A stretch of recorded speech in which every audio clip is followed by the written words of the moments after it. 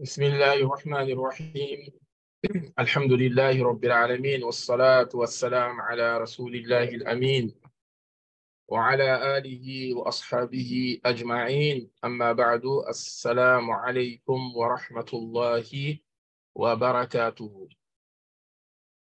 Donc alhamdulillah, thumma alhamdulillah, c'est avec une joie immense que nous accueillons tous les nouveaux et les nouvelles, je suppose, futurs étudiants, Inch'Allah subhanahu wa ta'ala, de cet institut Maïdars, de Ibn Karim. Donc, vous êtes ici la bienvenue chez vous, dans cet institut, que vous verrez vous-même de vos propres yeux, Inch'Allah subhanahu wa ta'ala, qui est un institut exceptionnel. Il y a beaucoup d'instituts. Nous ne prétendons pas être les meilleurs. Hein. Allah Azza wa Jal, c'est seulement celui qui est meilleur, de par sa sincérité, par son expérience, ainsi de suite. Mais alhamdulillah, thumma alhamdulillah, nous vous souhaitons la bienvenue. Vous êtes venus surtout aujourd'hui, à cette heure-ci, c'est l'heure du hadith à ma carte. Et vous savez très bien que le hadith, c'est le savoir du prophète Mohammed sallallahu alayhi wa sallam. Et ce savoir n'a d'égal parmi les êtres humains. Parce que Nabi sallallahu alayhi wa sallam, tout ce qu'il dit c'est une inspiration d'Allah subhanahu wa ta'ala. Et toutes les autres sciences dépendent beaucoup du hadith. Même la compréhension du Coran, qui est notre première base à tous en tant que musulmans, la science de la aqidah a besoin de la science du hadith, la science du tafsir a besoin de la science du hadith, le fiqh dont nous sommes confrontés tous les jours, car tous les jours, hein, nous sommes confrontés à des questions de fiqh par rapport à nos prières, par rapport à nos états de purification, d'état d'impureté majeure, mineure, par rapport à la réparation de nos prières lorsque nous nous trompons dans une prière ou dans une autre. Donc, vous voyez très bien que le hadith est une science qui est au service de toutes les autres sciences. Le hadith est une science qui est au service de toutes les autres sciences. Donc, en un seul mot, ce que je peux dire à nos chers frères et nos chères sœurs qui viennent de nous rejoindre dans cette journée de porte ouverte, c'est que la science du hadith est indispensable. Je pèse mes mots, elle est indispensable, car elle est au service de toutes les autres sciences que j'ai citées. Vous allez apprendre votre aqidah, vous aurez besoin de hadith. Vous allez apprendre le fiqh, vous aurez besoin de hadith. Vous allez apprendre le tafsir du Coran, vous aurez besoin de hadith. Afin de comprendre les circonstances de révélation de différents versets, vous aurez besoin de hadith. Donc le hadith est une science qui est au service de toutes les autres sciences. Et le hadith, c'est la deuxième base, la deuxième source d'argumentation de notre belle religion. Hein? Si vous voulez avoir des preuves, des évidences pour tel ou tel sujet, vous aurez besoin de hadith. Donc, le hadith reste une science qui est indispensable.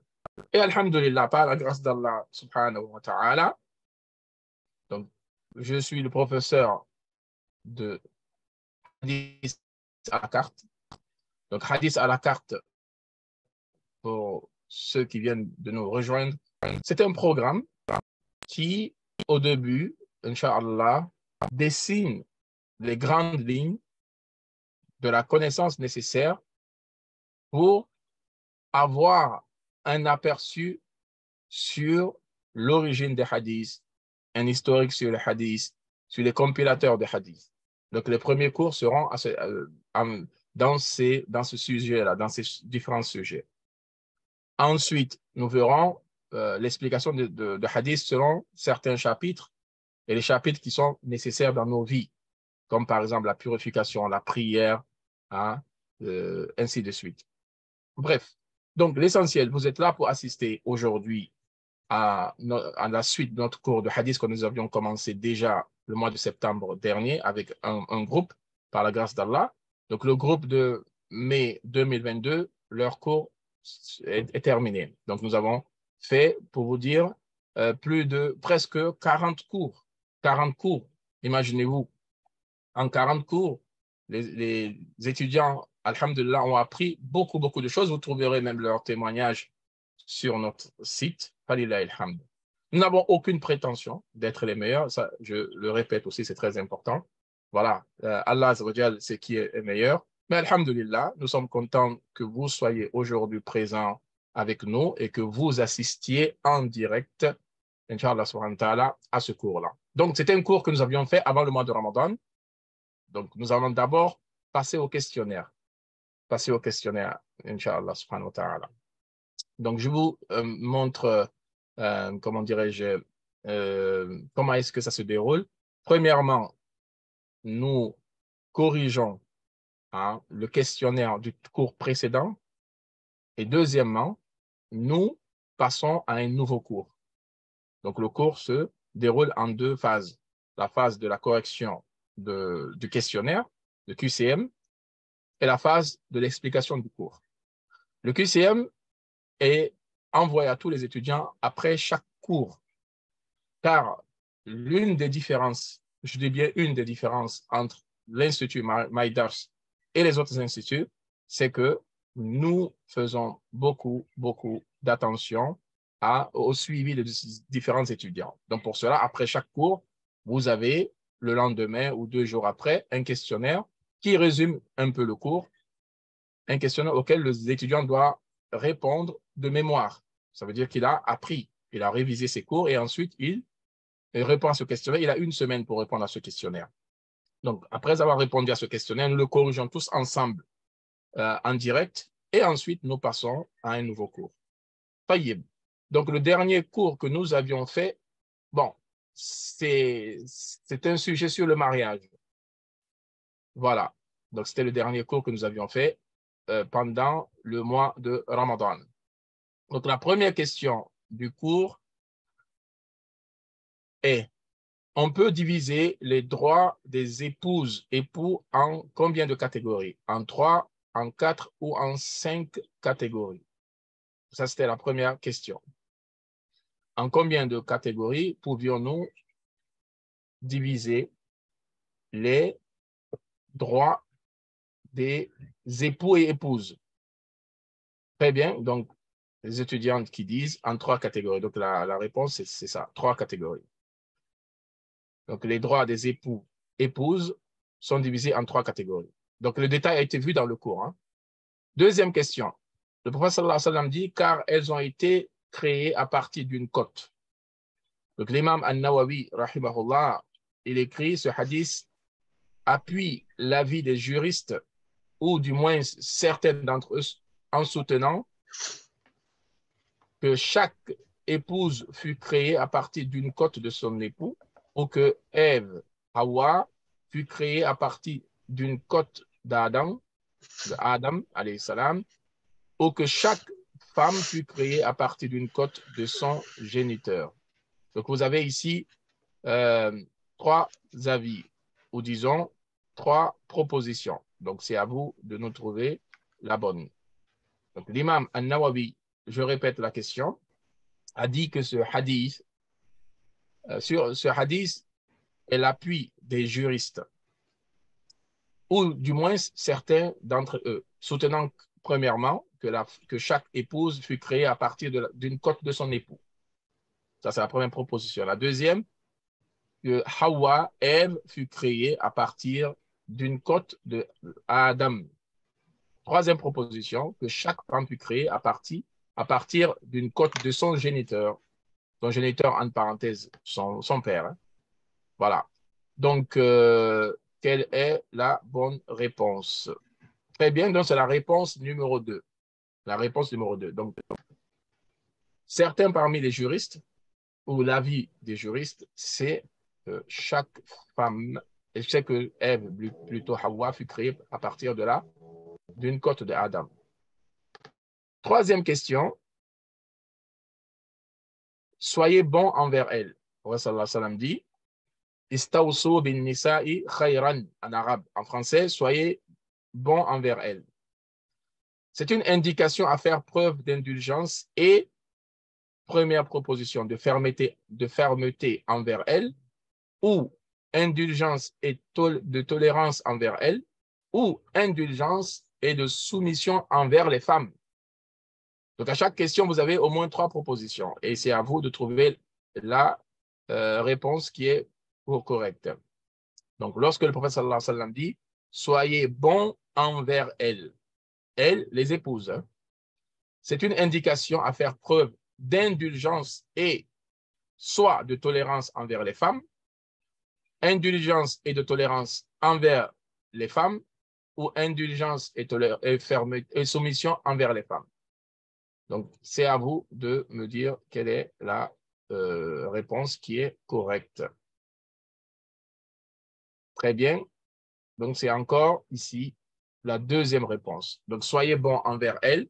C'est une indication à faire preuve d'indulgence et de tolérance envers les femmes. Ensuite, notre 4e question.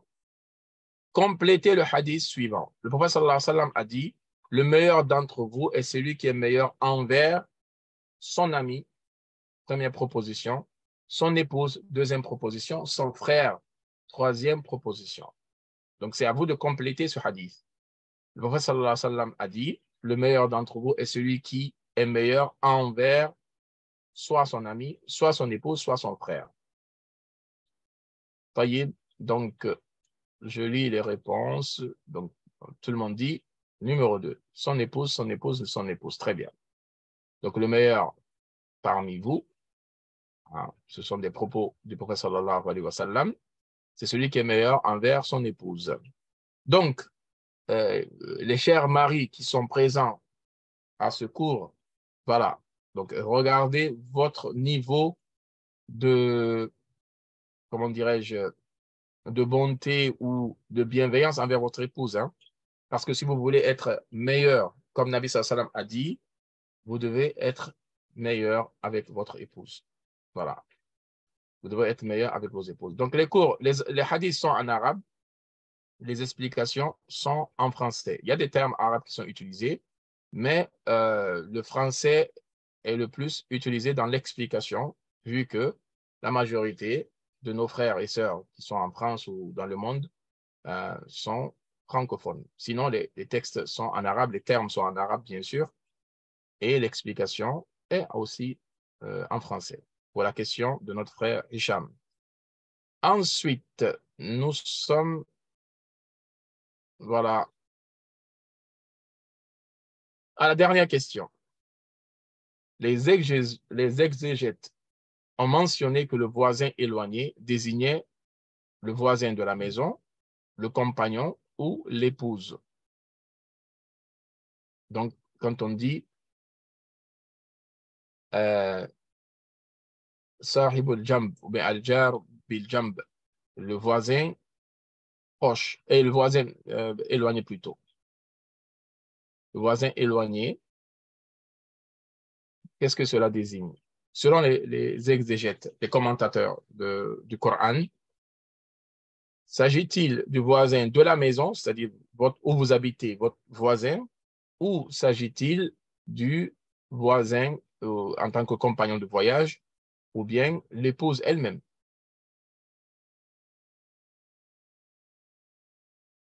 Donc, je lis les réponses. Le voisin éloigné par généalogie. Non, il s'agit du voisin de la maison. Il s'agit du voisin de la maison. Là où vous habitez, ceux qui sont vos voisins à gauche et à droite, devant, et ceux qui sont dans votre voisinage, c'est ceux-là qu'on appelle le voisin éloigné. Très bien. Donc, voici la correction de notre dernier QCM, c'est-à-dire notre dernier questionnaire. Donc, aujourd'hui, nous allons aborder un nouveau chapitre. Donc, ce n'était pas calculé hein, que ce chapitre serait abordé aujourd'hui en portes ouvertes. Donc, vous êtes venus en portes ouvertes, donc vous assistez au cours qui doit être, disons, donné, alhamdulillah. Donc, c'est un chapitre qui suit le chapitre du mariage.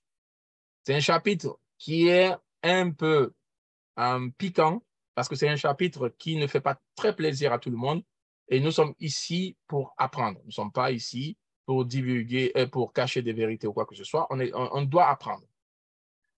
C'est le chapitre du divorce.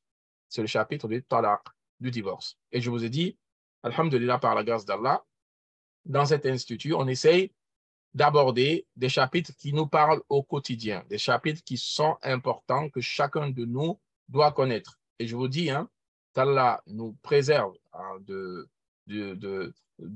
tous ces fléaux qui touchent notre société aujourd'hui. Il y a beaucoup de divorces, il y a beaucoup de mariages, alhamdulillah, dans la communauté musulmane, alhamdulillah. Mais malheureusement, il y a aussi beaucoup de divorces. Et malheureusement, beaucoup d'hommes et de femmes se marient sans connaître les règles du mariage, les règles du divorce, en ignorant aussi les droits et les devoirs. Parce que notre religion est une religion qui est basée sur droits et devoirs, droits et devoirs. Quel est le support suivi, un support propre à l'Institut? Il n'y a pas de support propre à l'Institut. Tous les chapitres, les hadiths sont premièrement de l'imam al-Bukhari et deuxièmement de l'imam Muslim. Mais 90% des hadiths que nous utilisons sont des hadiths selon les chapitres de l'imam al-Bukhari, rahimahullah subhanahu wa ta'ala. Voilà. Donc, nous n'étudions pas tout le livre de l'imam al-Bukhari, bien sûr. Ça sera une prétention hein, de dire que nous étudions tous les hadiths de l'imam al-Bukhari. Mais nous choisissons, selon les chapitres que vous allez voir sur le site, hein, on a tous les chapitres qui seront enseignés ici. Les hadiths sont des hadiths de l'imam al-Bukhari, rahimahullah subhanahu wa ta'ala. Donc, à 90-95%. Ensuite, il y a des hadiths de musulmans aussi. Hein? Voilà. Donc, ne vous inquiétez pas ici, vous n'aurez pas, bi'iznillahi subhanahu wa ta'ala, des hadiths qui sont litigieux ou des hadiths qui sont faibles ou fabriqués. Donc, nous faisons beaucoup attention à cela. Ensuite, donc je disais, nous allons, après le chapitre de mariage, apporter des informations ou des enseignements sur le chapitre du divorce. Donc, pour ceux qui n'ont pas de son, si c'est pareil chez tout le monde, c'est que le défaut vient de chez moi, sinon, ça vient peut-être de chez vous. Essayez de vous déconnecter et de vous reconnecter. Si vous n'êtes que deux à ne pas entendre le son, c'est que vous avez un souci à votre niveau, hein, votre connexion. Essayez de vous déconnecter et de vous reconnecter, Inch'Allah. Taïib. Taïib. Donc, je vais partager mon écran avec vous. Et ensuite, nous allons, bi'idhnillahi subhanahu wa ta'ala, expliquer ce chapitre.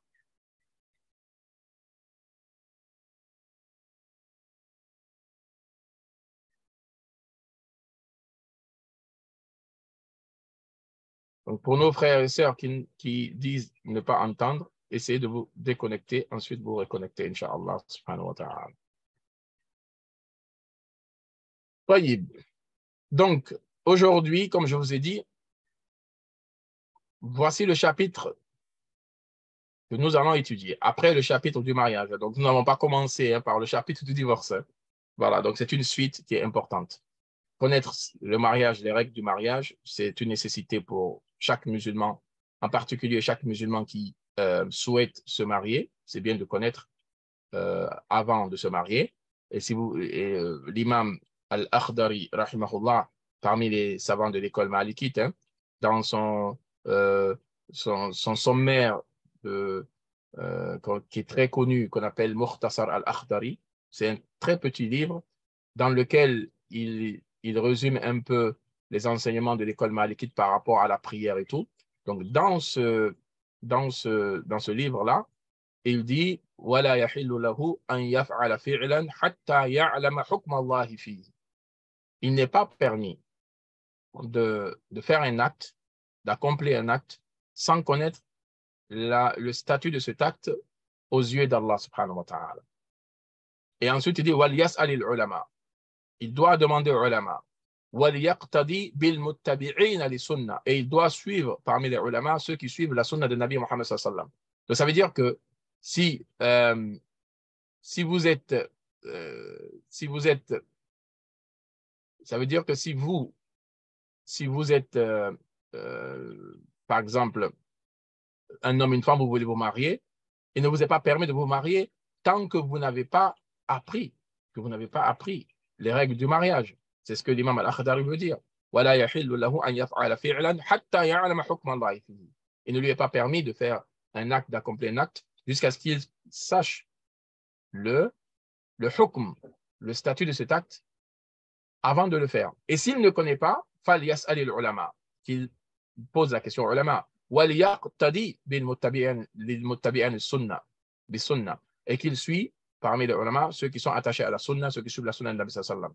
Donc, pourquoi nous avons aujourd'hui dans notre programme à étudier Kitab al-Talaq, le livre de la répudiation, pour cette raison-là. Voilà. Je sais que la plupart sont mariés. Hein, voilà. Donc, vous devez connaître cela. Sinon, c'est ceux mêmes qui vont se marier, hein, qui sont célibataires, qui vont se marier, se doivent aussi d'apprendre cela. Donc, nous apprenons ces chapitres-là à la lumière des hadiths. Taïb. Donc, premièrement, nous allons apprendre les définitions. Les définitions. Vous savez, toute chose est basée selon la conception qu'on a de cette chose. Et vous savez qu'en islam, les termes sont des termes, surtout dans la jurisprudence, dans le tafsir, sont des termes qui ont des définitions précises, des définitions linguistiques et des définitions religieuses. Et c'est pour cela, ici, quand on définit les choses, les termes, nous les définissons je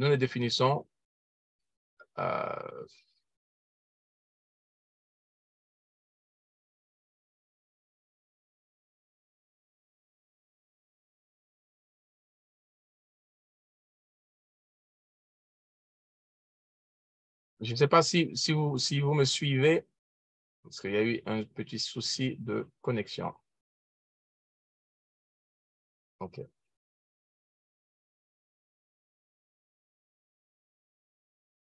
Très bien. Voilà, parce que j'ai eu une notification de déconnexion. Khair, Inch'Allah. Donc, premièrement, dans la langue arabe. Dans la langue arabe, at-talaq. Le terme, c'est at-talaq. Donc, ce terme veut dire défaire un lien. Il désigne le détachement et l'abandon.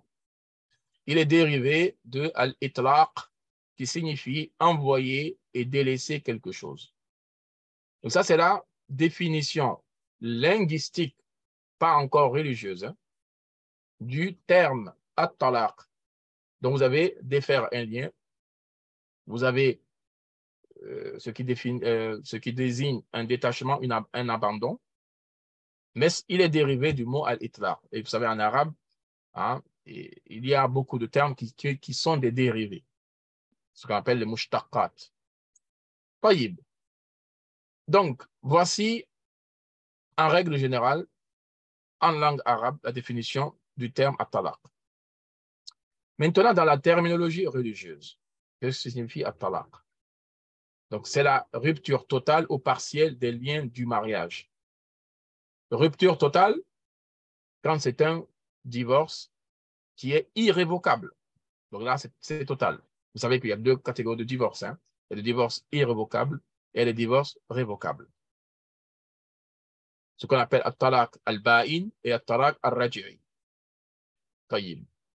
La dissolution du contrat de mariage.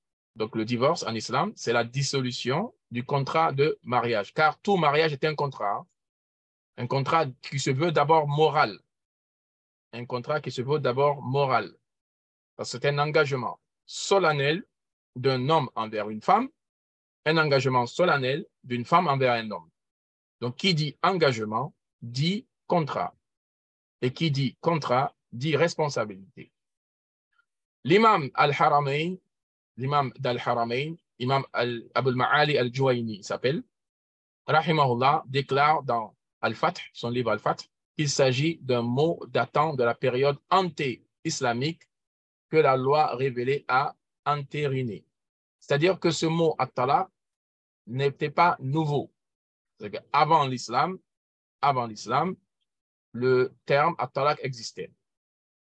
Notre frère Idrissa nous pose la question, y aurait-il un support de cours PDF? Bien sûr, ce que vous voyez à votre écran vous sera envoyé. Tous les étudiants reçoivent dans leur espace étudiant, si vous allez sur le site MyDars, vous aurez un espace étudiant. Et dans votre espace étudiant, après chaque cours, dans les jours qui suivent, dans les 48 heures, au plus tard, vraiment dans les 72 heures, vous aurez comment dirais-je, le support que vous voyez en face de vous, en PDF, suivi d'un questionnaire. Vous aurez aussi l'enregistrement. Vous aurez aussi l'enregistrement du cours, parce que le cours, il est enregistré automatiquement. Et il est aussi envoyé à tous les étudiants dans leur espace étudiant. Donc, vous aurez accès à ces trois choses-là.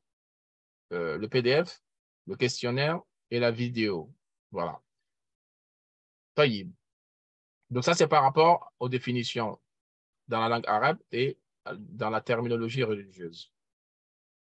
Ensuite, quelques enseignements. Le talaq, la répudiation. La rupture des liens de mariage peut se faire de différentes manières.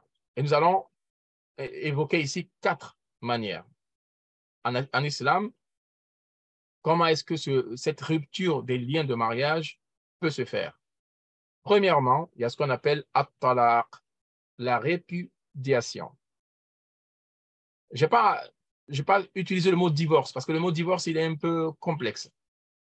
Je préfère la répudiation, même si c'est un peu des synonymes, hein, mais il y a une légère différence quand même. Donc, la répudiation, ça c'est la première façon de mettre fin ou de rompre les liens de mariage. Deuxième, c'est ce qu'on appelle al-khul. Al-khul, c'est la résiliation du mariage. C'est par la demande de l'épouse. Donc là, vous comprenez que l'islam ne condamne pas une femme à vivre avec un homme. Si elle a des raisons de demander le divorce, elle peut demander le divorce, contrairement à certaines religions. Voilà. Donc, c'est un point qui est important. On aura un chapitre là-dessus. Ensuite, nous avons en troisième position la mort ou l'apostasie d'un des époux. Donc, quand il y a mort, il y a rupture de liens de parenté et de liens de mariage plutôt. Ça veut dire qu'une femme, on va prendre l'exemple de la femme, c'est plus simple, une femme qui vient de perdre son mari, les liens de mariage seront rompus, mais pas immédiatement après la mort, car elle aura quand même comment dirais-je, un délai de viduité, ce qu'on appelle une idda. Une femme qui est endeuillée par le décès de son mari, sa idda sera de 4 mois, 10 jours, comme cela est mentionné dans le Coran. Donc, la mort aussi a pour conséquence la rupture des liens du mariage. C'est-à-dire que le mari défunt ou l'épouse défunte peut se remarier après la mort plutôt de son mari ou de son épouse. Voilà. Et vous avez aussi l'apostasie. Vous savez, l'apostasie, c'est celui qui rétrograde, c'est-à-dire qui abandonne sa religion. Donc, un musulman qui abandonne clairement sa religion, par exemple, il dit, je ne suis plus musulman, je ne crois plus en Allah, je ne crois plus au prophète sallam, je ne suis plus musulman, voilà, clairement et nettement. Donc, cette apostasie a pour conséquence aussi la rupture des liens de mariage. Et quatrièmement, nous avons la dissolution du mariage par décision de justice. Et ce qu'on appelle en arabe al-fasr. Al-fasr. Je vais vous donner un exemple. Vous avez un homme et une femme qui sont mariés depuis tant d'années ou tant de mois, et la femme vit des injustices dans ce couple. Donc, elle a des arguments pour demander un divorce. Mais le mari, il refuse de lui accorder son rôle. Vous savez, le rôle se fait par compensation. Bref, donc il y a le litige entre les deux. Le mari ne veut pas accepter le rôle de l'épouse, il ne veut pas aussi divorcer l'épouse. Donc l'épouse reste un peu, disons, condamnée, hein, entre parenthèses. Donc, qu'est-ce qu'elle peut faire? Elle peut en parler à un juge qui va convoquer le mari, qui va discuter tout ça, et qui va prononcer, s'il veut, si le juge voit nécessaire, il peut prononcer une dissolution du mariage, même si le mari n'est pas d'accord. Oui, il peut prononcer une dissolution du mariage qui aura pour conséquence, comment dirais-je, le fasr. Le fasr en France, belle question. Notre frère Hicham, machallah, c'est un bon étudiant qui pose beaucoup de questions parce que les bons étudiants sont ceux qui posent le plus de questions. Très. En France, oui, je peux vous dire que c'est compliqué. En France, c'est compliqué. Voilà, cette option, en France, déjà, ce n'est pas un juge. Un juge ne le fera pas dans le sens où les imams n'ont pas ce statut-là en France. Voilà. Donc, ça sera ailleurs, c'est plus facile. Dans les pays musulmans et tout ça, c'est plus facile. Par contre, en France, ce qui est possible de faire au niveau du mariage religieux, hein, je parle du mariage religieux, l'imam qui a marié cette sœur ou bien un collège d'imams peuvent se réunir afin de dissoudre, disons, le mariage religieux. C'est possible. Même en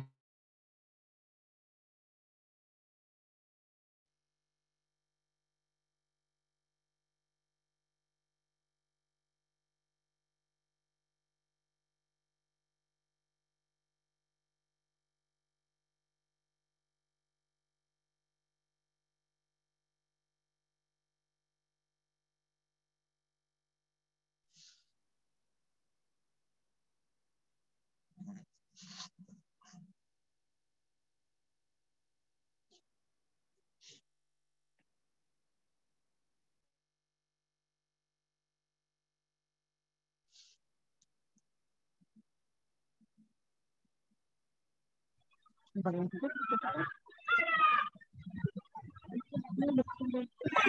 n'est pas là. À 10 heures, parce que c'est là où vous arrêtez les parents, il ne faut pas les regarder. Si tu regardes, ça va.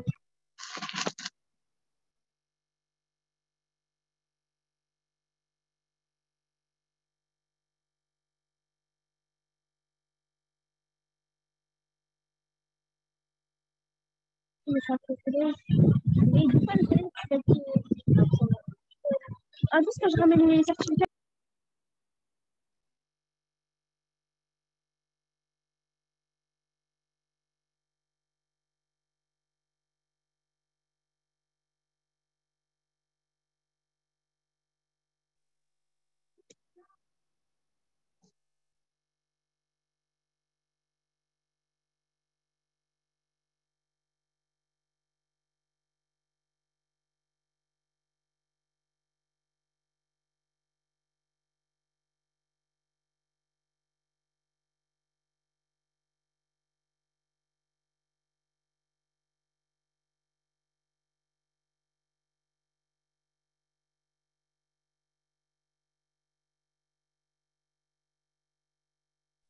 Salam alaikum, je ne sais pas si vous allez m'entendre, mais votre micro est coupé, donc personne ne vous entend. Ah, très bien. Donc, vous m'entendez là? Oui, c'est bon. Voilà, excusez-moi parce que il y a tellement de... Bref, khair, Inch'Allah. Donc, je disais, par rapport à la question de notre frère, en France, c'est vrai que c'est la dissolution de mariage par décision de justice, pas de mariage religieux, hein. Voilà, c'est un peu compliqué. Khair. Mais l'essentiel, quand on parle de dissolution, c'est nous, lorsque toutes les autres solutions ne sont pas possibles, hein. Voilà. Sinon, en vérité, on n'a pas à aller jusqu'à la dissolution du mariage.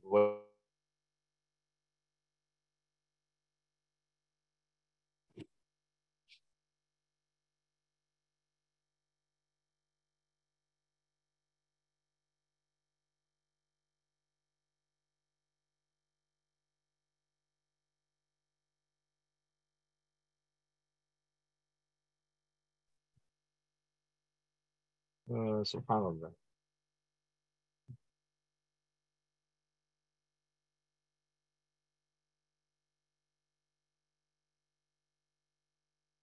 Il y a des petites coupures comme ça quand il y a plein de monde. Khair, Inch'Allah. Donc, j'espère avoir répondu à la question de notre frère Hicham. il faut qu'on avance, hein, Inch'Allah, bi'idhnillahi subhanahu wa ta'ala. Donc, vous avez vu ces 4 différentes manières à travers lesquelles on peut rompre des liens de mariage. Et le but, attention, on n'incite pas les gens à rompre les liens de leur mariage. Hein.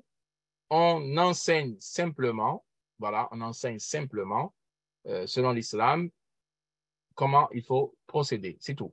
Voilà. Nous, on souhaite que les couples s'entendent très bien, tout se passe bien par la grâce d'Allah Azza wa Jal.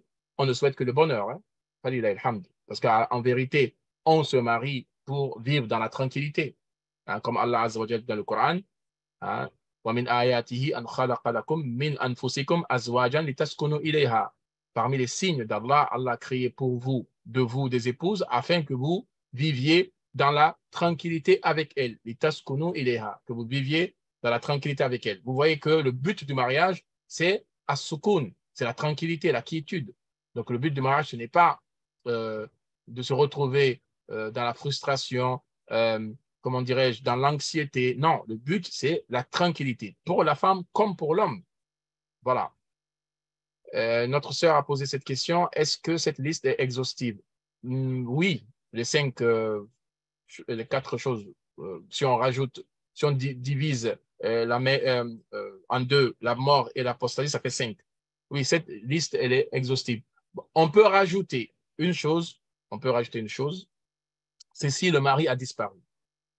Voilà, ça c'est un autre cas qui, alhamdoulilah, n'est pas très présent dans notre société. Vous voyez une femme qui est mariée et son mari a disparu. Quand on dit disparu, c'est qu'on ne sait pas où il est. On ne peut pas rentrer en contact avec lui. Personne ne sait où est-ce qu'il se trouve. Donc, ce mari n'a pas divorcé son épouse et il a disparu. Donc là, la solution, les fuqaha disent il faut 4 ans. La femme, elle doit patienter pendant 4 années. Si pendant 4 années, elle n'a aucune nouvelle de son mari, quand je dis aucune nouvelle, c'est-à-dire personne ne l'a vu, personne n'a son contact, personne ne sait où il vit, donc on supposera qu'il est décédé. Parce que 4 ans sans donner de nouvelles, ça suppose qu'il est décédé. Donc en ce moment, automatiquement, elle sera considérée comme divorcée. Voilà. Donc ça, c'est pas vraiment une façon de rompre les liens du mariage. C'est pour ça que ça n'a pas été mis dans cette liste. Ça, c'est plutôt des situations qui sont très, très, très rares. Très, très, très rares. De toute mon expérience, je n'ai pas été confronté à une situation comme ça, où le mari il a disparu sans divorcer son épouse et on n'a aucune nouvelle de lui. Hein. Et si le mari n'a pas voulu dire devant témoin qu'il accepte la demande de sa femme, bon, voilà. Les cas particuliers, ça sera compliqué de répondre en direct. Pourquoi? Parce que ça va prendre un peu sur le coup, parce qu'il faut qu'on avance sur le coup. Si vous avez des cas particuliers, par exemple, une sœur ou un frère vit des cas particuliers, je dis bien la concernant elle ou le concernant lui, à MyDars, alhamdoulilah, on aura des groupes WhatsApp. On a des groupes WhatsApp de toutes les classes. Ça, c'est un avantage ici à MyDars, où on peut poser des questions dans les groupes WhatsApp, même en dehors des cours. Vous n'êtes pas obligé d'attendre le cours pour poser des questions. Et si vous avez des situations encore plus de l'ordre du privé, plus confidentiel, vous pouvez contacter le professeur sur son numéro WhatsApp en aparté, lui expliquer votre situation. Et s'il peut vous aider, il vous aidera. S'il ne peut pas, il va faire appel à d'autres professeurs pour pouvoir aussi aider la personne et donner une réponse à la question de la personne. Oui, notre frère Hicham qui a levé la main, bismillah.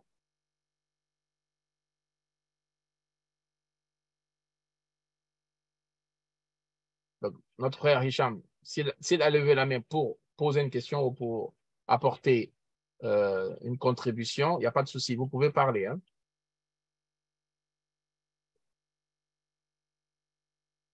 Très, donc, on ne peut pas. Ah.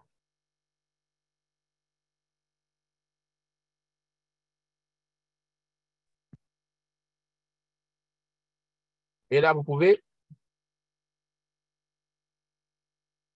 OK. Sinon, vous écrivez, il n'y a pas de souci. Donc, on va avancer, Inch'Allah, bi'iznillahi subhanahu wa ta'ala. Est-ce que ces règles de fiqh suivent une école? Ici, nous, dans le cours de hadith, hein, voilà, dans le cours de hadith, nous donnons toujours l'avis des 4 écoles. Et s'il y a un consensus, nous donnons le consensus. Et celui qui veut se spécialiser dans une école, il y a aussi Maïfiq Maliki. Donc, il peut s'inscrire dans les cours de Maïfiq Maliki et Maïfiq Hanbali. Donc, il y a 2 fiqh qui sont enseignés ici. Le fiqh Malikite et le fiqh Hanbalite. Voilà. Moi, dans les cours de hadith, même si ma spécialité en dehors des hadiths, c'est le fiqh Malikite, c'est le fiqh que j'ai le plus étudié par la grâce d'Allah Azza wa Jal. Mais ici, dans le cours de hadith, nous donnons les avis de différents imams. Idriss a dit, je connais des sœurs qui attendent leur mari depuis 2006 sans nouvelles et qui espèrent leur retour. Ces femmes exclues ne veulent pas entendre la thèse de la mort éventuelle. Ils avaient pris la voie de la Méditerranée pour atteindre l'Europe. Ah bon, ça, pour ces femmes-là, il faut leur dire, hein, si c'est plus de 4 ans, elles peuvent se remarier. Elles ne sont pas obligées de se remarier. Elles peuvent se remarier. Voilà. Donc, si elles veulent patienter, peut-être qu'il viendra un jour qu'elles patientent. Mais au-delà de 4 ans, elles peuvent se remarier. Voilà. Si j'ai pu répondre à notre frère Idrissa. Donc, on va avancer, Inch'Allah, mes frères. Je sais que mes frères et sœurs, je sais que vous êtes très motivés aujourd'hui. Vous posez beaucoup de questions, mais il faudra aussi que nous avancions parce qu'à 1h30, il faut que j'arrête le cours. Il y aura les portes ouvertes continuent. Hein. Ensuite, ça sera sur l'Aqidah, Inch'Allah, avec un autre professeur, bien sûr. Ensuite, si le mariage est conclu pour qu'il comporte comme bienfait, il est également annulé par la répudiation pour un but légitime. Vous voyez, il faut un but légitime. Il y a des gens, malheureusement, qui divorcent pour vraiment embêter la femme. Hein. Il n'y a pas vraiment il y a pas de but légitime. Hein. Donc, la répudiation compte parmi les bienfaits de l'islam, bien sûr. Hein. Car si le but pour lequel le mariage a été prescrit n'est pas atteint, la répudiation représente une solution à ce problème. Et Allah Azza wa Jal dit, si les époux se séparent, Allah accordera à chacun d'eux ses bienfaits. Allah est généreux et sage. Donc, Sourate 3, verset 130. Ça, c'est très important. Il ne faut pas diaboliser aussi le talaq, le divorce, la répudiation. Parce que certains, oh là là, ça peut être compté comme les bienfaits d'Allah, Azza wa Jal, bien sûr, dans le cas où le but pour lequel ils ont été mariés n'est pas atteint. Ils vivent dans la désolation complète tous les jours. Le couple ne s'entend pas. Certains arrivent même aux mains à s'insulter, à se frapper et tout ça. Donc, quand c'est aussi grave que ça, vous voyez bien que la solution sera dans le divorce. Hein? Donc, Allah Azza wa Jal dit ici, si les époux se séparent, Allah accordera à chacun d'eux ses bienfaits. Allah est généreux et sage. Ainsi, si la répudiation est utilisée lorsque nécessaire, elle est une solution saine à l'image du remède, qui, s'il est utilisé à bon escient, est bénéfique, et s'il est mal utilisé, est néfaste. Donc, la répudiation est à l'image du médicament, du remède. Si vous en exagérez, si on vous dit, par exemple, je prends un exemple simple, le Doliprane, on dit qu'il faut espacer les prises de Doliprane en cas de douleur. Bon, je vous le dis parce que moi-même, j'en prends à cause de l'opération que j'ai subie à la main ici. Donc, il y a des douleurs. Donc, chaque 3 heures, 4 heures, il faut prendre un Doliprane. Mais si vous en prenez trop, chaque heure, chaque 30 minutes, ça sera néfaste pour votre santé. Vous voyez? Bref. Donc, le divorce aussi, c'est pareil. S'il est utilisé à bon escient, ça sera une solution. Mais s'il est utilisé de façon abusive, ça sera malheureusement néfaste. Ainsi, si la répudiation est utilisée comme lorsque nécessaire, elle est une solution saine à l'image du remède. S'il est utilisé à bon escient, est bénéfique, et s'il est mal utilisé, est néfaste. La répudiation est composée de 3 étapes. Premièrement, la première répudiation est révocable. Les époux expérimentent la séparation pendant un temps déterminé et réfléchissent. Et si le mal persiste entre eux, un lien d'affection et de miséricorde, ils peuvent reprendre la vie conjugale et s'unir à nouveau. Donc, la première étape, c'est ce qu'on appelle le talaq raji'i, répudiation révocable. Que les deux époux, c'est la première fois qu'ils se séparent, la première fois qu'ils divorcent. Donc, ils peuvent quand même reprendre la vie conjugale, mais il y a des conditions, hein, que le temps de viduité ou le terme ou le délai de viduité ne soit pas dépassé. La deuxième répudiation est également révocable. C'est une deuxième expérimentation et si demeure le désir de fonder une vie conjugale entre eux, l'occasion est toujours donnée. Donc, ils peuvent, pour un deuxième divorce, toujours, l'occasion leur est donnée de continuer dans la vie conjugale. Vous voyez, l'islam, ce n'est pas une religion qui, à la première fois, tout est fini, tout s'arrête. Non. L'islam vous donne encore une autre opportunité. Une autre opportunité.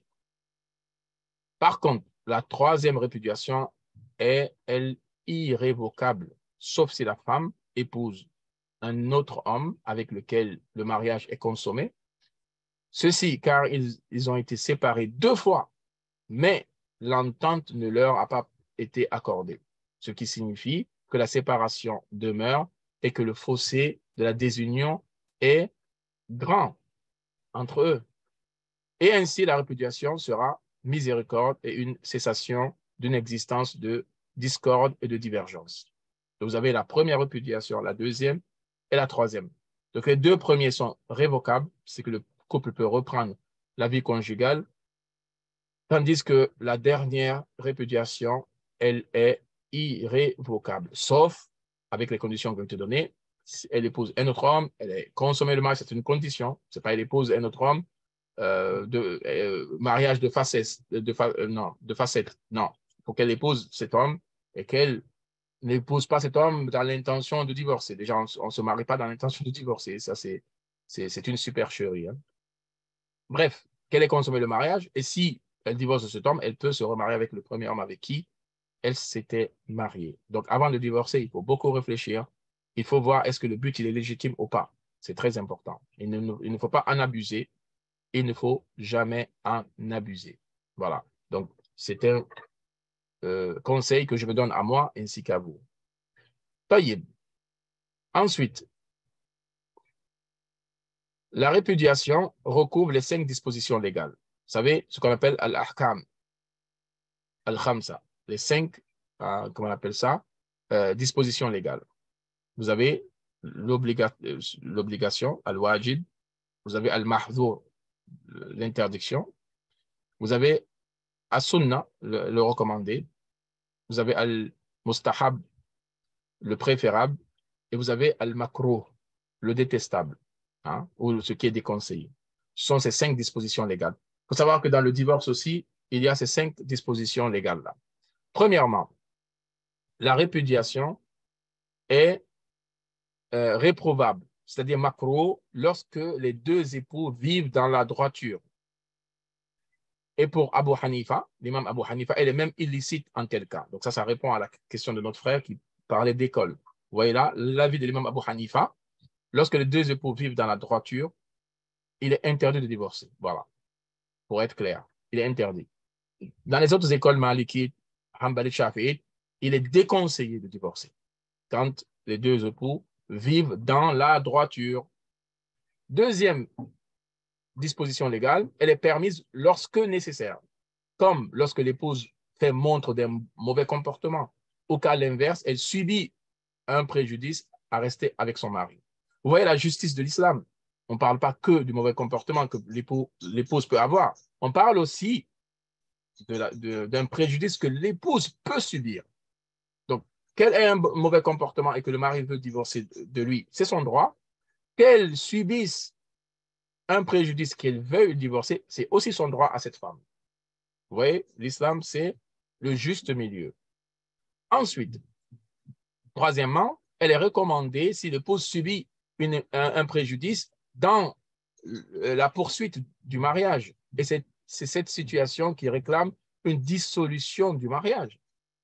Donc là, elle est recommandée. Elle n'est pas encore dans l'obligation, mais c'est recommandé. Si elle subit un préjudice, les préjudices sont nombreuses, hein? Voilà, elles sont nombreuses plutôt. Ça peut être un préjudice, il ne donne pas ses droits. Et vous savez que les femmes ont 2 catégories de droits. Et ce qu'on appelle al-huquq al-maliyya ou al-huquq ghayr al-maliyya, les droits matériels et les droits immatériels. Et les droits matériels sont de 3 catégories, hein, le logement, les vêtements et la nourriture. Donc, c'est un droit d'une femme en tant qu'épouse d'être nourrie, logée, vêtie par son mari.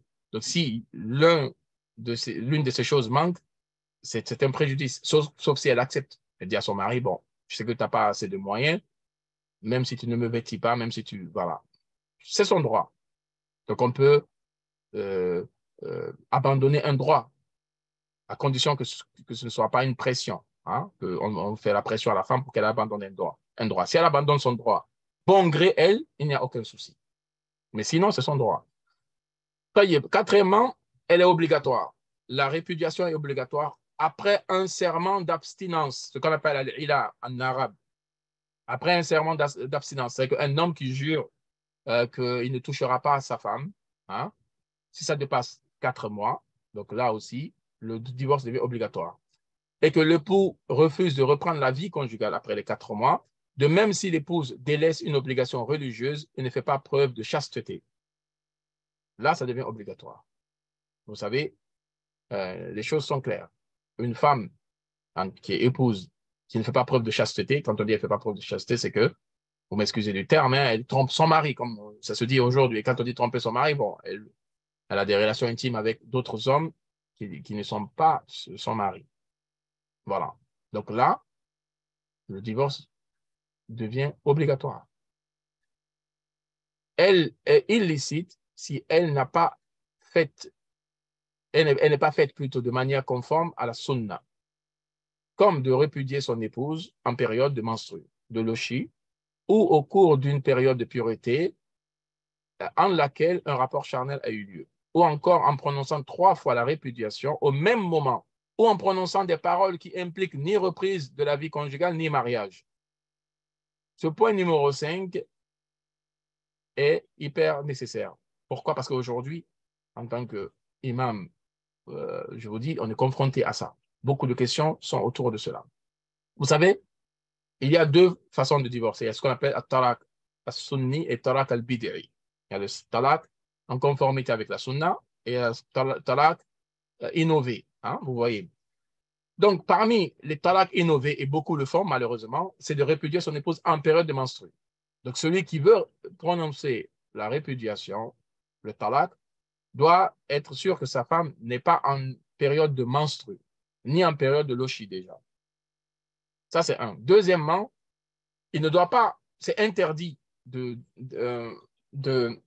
répudier son épouse dans une période de pureté dans laquelle il y a eu un rapport intime. La femme, elle avait ses menstrues, elle est aujourd'hui pure. Le mari a eu des rapports avec elle, après, bien sûr, sa pureté, hein. Dans ce cas, il n'a pas le droit de la divorcer jusqu'à ce qu'elle voie les nouvelles menstrues. Cette période-là, dans laquelle il a eu même un seul rapport, il n'a pas le droit de divorcer d'elle. Pourquoi? Parce que, imaginez-vous, vous avez eu des rapports avec votre épouse, quelque part, vous avez profité de son corps, et après, allez, khalas, divorce, part. Vous voyez qu'il y a dans cela une humiliation pour la femme et un manque de respect pour la femme. Donc, l'islam, c'est une religion de justice. Donc, une femme qui a ses menstrues, il est interdit de divorcer d'elle, ou qui a ses lochis. Le lochi, c'est après l'accouchement, bien sûr. Ou une femme qui est dans une période de pureté dans laquelle elle a eu des rapports, son mari a eu des rapports avec elle, il est totalement interdit de divorcer d'elle. Totalement interdit de divorcer d'elle. Ensuite, si il prononce le divorce malgré ces situations, est-ce que le divorce, il est valide ou pas? Chez les 4 imams, il est valide, malgré le péché qu'il a fait. Voilà, le divorce devient valide une fois elle est dans sa période de pureté. Ça comptera un divorce quand même. Et aussi, il est interdit de prononcer 3 fois le divorce. Et souvent, en France, malheureusement, beaucoup le font par ignorance. Hein. Pour divorcer de son épouse, il répète 3 fois anti-talef, comme ça. Et ça, ce n'est pas bien. Le divorce se prononce une seule fois. Voilà. Il ne se prononce pas 3 fois de suite. Donc ça, c'est une erreur qu'il faut corriger. Notre frère Hicham, il dit on doit passer devant un juge pour prononcer le divorce au simple fait d'attendre 4 mois. De fait, le divorce est prononcé sans parole prononcée. Non, le divorce doit être prononcé. Il n'y a pas de divorce sans parole prononcée. le divorce est prononcé ou il est écrit. Voilà, on peut divorcer pas verbalement ou par écrit. Seulement vérifier que c'est le mari qui a vraiment écrit, ce n'est pas quelqu'un d'autre qui a imité son écriture. Ou comme aujourd'hui, il y a les fake et il y a les deep fake. Il faut faire attention aujourd'hui avec tout ce qui se passe. Taïb. Donc, maintenant, notre premier hadith, hadith numéro 1. Tout ça, c'était l'introduction. Nous n'avons même pas commencé notre hadith du jour. Il nous reste 5 minutes, donc il faut que j'accélère un peu. أن عبد الله بن عمر رضي الله عنهما أخبره أنه طلق امرأته وهي حائض فذكر عمر لرسول الله صلى الله عليه وسلم فتغيظ فيه رسول الله صلى الله عليه وسلم ثم قال ليراجعها ثم يمسكها حتى تطهر ثم تحيض فتطهر فإن بدا له أن يطلقها فليطلقها طاهرا قبل أن يمسها فتلك العدة كما أمره الله متفق عليه. Donc c'est hadith de Bukhari, Muslim, comme je vous ai dit ici. En priorité, à 90% ou 95% même, c'est le hadith de Bukhari, ensuite celui de Muslim. Donc, Ibn Omar rapporte du vivant du Messaïd d'Allah sallallahu alayhi wa sallam, il repudia sa femme, Abdullah ibn Omar, alors qu'elle était indisposée, c'est-à-dire qu'elle était dans sa période de menstruation. Omar interrogea le Messaïd d'Allah sallallahu alayhi wa sallam à ce sujet et il répondit, ordonne-lui de la reprendre et de la garder jusqu'à ce qu'elle se soit purifiée, puis qu'elle ait de nouveau ses menstrues, puis qu'elle se purifie. Ensuite, il la gardera s'il le souhaite ou la répudiera s'il le veut, avant de l'avoir touchée. Vous voyez, avant de l'avoir touchée. D'accord? On n'a pas de relation intime avec une femme, après on la divorce. Ça, c'est interdit en islam. Tel est le délai selon lequel Allah a ordonné qu'on répudie les femmes. Voilà, pour celui qui veut répudier sa femme, il faut qu'il respecte ces règles-là, qui est dans le respect de la femme. Donc, ce hadith est rapporté par l'imam al-Bukhari, hadith numéro 4908, et hadith de Muslim au numéro 1471. Donc ça, c'est le hadith. Maintenant, que comprenons-nous de ce hadith? Plutôt, les commentaires sont pris des grands savants, bien sûr. Hein. Donc, Ibn Omar anhuma rapporte du vivant de Messaïd sallallahu alayhi wa sallam, il répudia de sa femme alors indisposée. Donc, cette femme, qui est-elle? Donc, c'est ce qui est important dans la séance de hadith. On va étudier pour savoir qui est cette femme. Donc, cette femme s'appelait Amina bint Rifar ou bien bint Ammar. Donc, il y a un doute si c'est bint Rifar ou bint Ammar. Peu importe, l'essentiel, elle se prénommait Amina. Selon certains historiens, son nom est An-Nawwar et il est possible que son nom soit Amina et son surnom soit An-Nawwar. Parce que chez les Arabes aussi, il y avait des surnoms, il y a des kunya, il y a, alhamdulillah, beaucoup de manières d'appeler une personne. Donc, ça, c'est par rapport à la nomination, le nom de cette femme. Donc, Omar interrogea le Messaïd d'Allah sallallahu alayhi wa sallam à ce sujet, au sujet que son fils a répudié de son épouse pendant qu'elle avait ses menstrues. Donc, Omar le mentionna au prophète sallallahu alayhi wa sallam qui se mit en colère. Pourquoi? En raison du fait qu'il l'avait répudiée d'une manière illicite. Le Nabi sallallahu alayhi wa sallam ne se met pas en colère pour des choses personnelles, non. Mais lorsque les règles ne sont pas respectées, oui. Donc, le Nabi sallallahu alayhi wa sallam s'est mis en colère. Pourquoi? En raison du fait que Ibn Omar anhu avait répudié d'une manière illicite son épouse, non conforme à la sunna. Puis, il lui ordonna de la reprendre et la garder jusqu'à ce qu'elle se purifie de cette période de menstrues, puis qu'elle ait une nouvelle période de menstrues, puis qu'elle s'en purifie. Vous voyez? C'est très important. Et alors seulement, s'il veut la répudier et qu'il ne désire plus la garder, qu'il la répudie avant d'avoir un rapport charnel avec elle. C'est là le délai pendant lequel Allah a ordonné qu'on répudie son épouse. Dans sa parole au prophète, lorsque vous souhaitez répudier vos épouses, faites-le dans un délai prescrit et comptez-en les jours. C'est-à-dire, au moment où débute leur période de retraite, ce qu'on appelle la idda, répudiez-les, afin de ne pas causer de préjudice à l'épouse en la gardant auprès du mari, pour celui qui le veut, bien que la répudiation en période de menstruation soit interdite et non conforme à la sunna, cette répudiation lui a été comptée. Donc, Ibn Omar se conforma à l'ordre du prophète sallallahu alayhi wa sallam. Donc, voici la première partie de l'explication de ce hadith. Donc, on fera la suite, Inch'Allah, le dimanche prochain. Donc, pour ceux qui sont déjà inscrits, ça sera le cas. Et pour les autres, les cours ont lieu de 18h30 à 19h30 ou de 19h30 à 20h30. heure française. L'heure française. Voilà, donc je suis dans l'obligation de me déconnecter car il y a un autre cours, Inch'Allah subhanahu wa ta'ala. Donc je vous dis à la prochaine. Pour les nouveaux qui ont assisté au cours, n'hésitez pas à vous inscrire. Vous n'allez pas regretter bi'idhnillah subhanahu wa ta'ala. سبحانك اللهم وبحمدك أشهد أن لا إله إلا أنت أستغفرك وأتوب إليك والسلام عليكم ورحمة الله وبركاته.